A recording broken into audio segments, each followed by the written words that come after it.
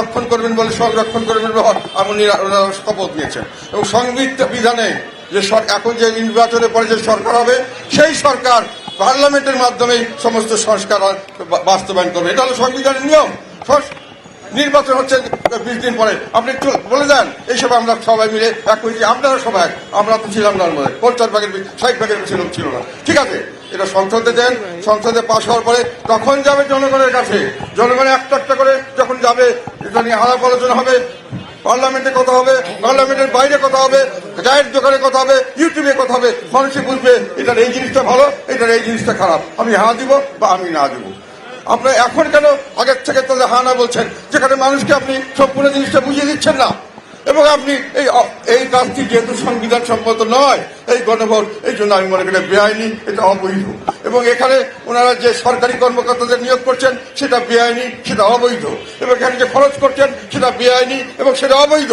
এবং যেভাবে যে প্রক্রিয়ায় ওনারা মানুষকে ভুল বুঝাচ্ছেন, 100টা জিনিসকে ঢুকিয়ে দিয়ে 4টা জিনিসের মধ্যে একটা মানলে সবাই মানলেন, এবং মানতে হবে, না মানলে আপনি শরীর দোষর, আপনি খারাপ মানুষ, আর একটা মানলে বাংলাদেশ ব্যস্ত হয়ে যাবে। এই কথাটি সম্পূর্ণ একটা ধাপ্পাবাজি। আরএফএল চেয়ার,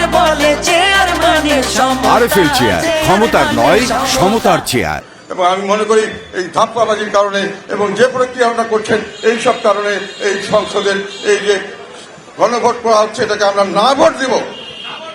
এবং এটাকে যে প্রক্রিয়া করা হচ্ছে, সরকার যেভাবে এখানে ইনভেস্ট করছেন, নিজেদের প্রভাব বিস্তার করছেন, জোর করে দখল করার চেষ্টা করছেন, মানুষকে ধমকি দিচ্ছেন, সরকারি কর্মকর্তাদের ব্যবহার করছেন, টাকা পয়সা ব্যবহার করছেন, এই ভোটের আমরা ফলাফল আমরা মেনে নিতে পারবো না।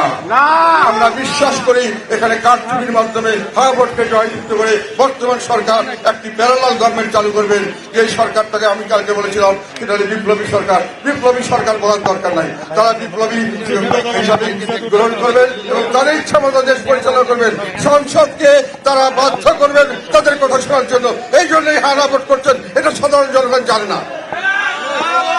এই জন্যই আপনাদেরকে আমি এটাকে বোঝানোর চেষ্টা করছি যে সবসময় কেন না ভোট দেবেন। জনগণকে যে বিভিন্নভাবে ভয়ভীতি দেখিয়ে, প্রেশার দিয়ে, বিভিন্নভাবে লোভ লালসা দেখিয়ে তাদেরকে মিথ্যার আশ্রয় নিয়ে তাদেরকে যে বলা হচ্ছে হ্যাঁ ভোট দেওয়ার জন্য, এটার থেকে আপনারা সংযত হয়ে যান, সাবধান হয়ে যান। দেশকে ধ্বংস করবে তারা। একসঙ্গে পার্লামেন্ট নির্বাচন, আবার একসঙ্গে একটা প্যারালাল গভর্নমেন্ট, সামনের দিকে দেশে একটা বড় অরাজকতা সৃষ্টি হওয়ার সম্ভাবনা আছে। এবং সেই কারণেই আমি মনে করি বাংলাদেশের বর্তমান পরিস্থিতি, রাজনৈতিক পরিস্থিতি অত্যন্ত অস্থির। তার কারণে বাংলাদেশের সামাজিক পরিস্থিতি অস্থির, সেই কারণে অর্থনৈতিক পরিস্থিতি অত্যন্ত নাজুক। যে কোনো সময় দুর্ভিক্ষ হতে পারে, যে কোনো সময় বড় ধরনের একটি সংঘাত সৃষ্টি হতে পারে, গৃহযুদ্ধ হতে পারে। আমাদেরকে এগুলো থেকে দূরে থাকতে হলে সকলে মিলে ঐক্যবদ্ধভাবে একটা ছাতার তলায় এসে কাজ করতে হবে। দলকে, দেশকে ভাগ করবেন, এক ভাগ থেকে আরেক ভাগকে ধ্বংস করবেন, এইভাবে করলে দেশ ধ্বংসের পথে এগিয়ে যাবে। আমরা আমাদের এই প্রিয় মাতৃভূমিকে ধ্বংস করতে আপনাদেরকে দেব না। আপনারা এর জন্য চেষ্টা করে যাব, মৃত্যু চেষ্টা করে যাব, আমাদেরকে হত্যা করতে পারবেন, তারপরেও আমরা জীবনে রক্ত দিয়ে হলো আমরা এটাকে প্রতিহত করার চেষ্টা করবো।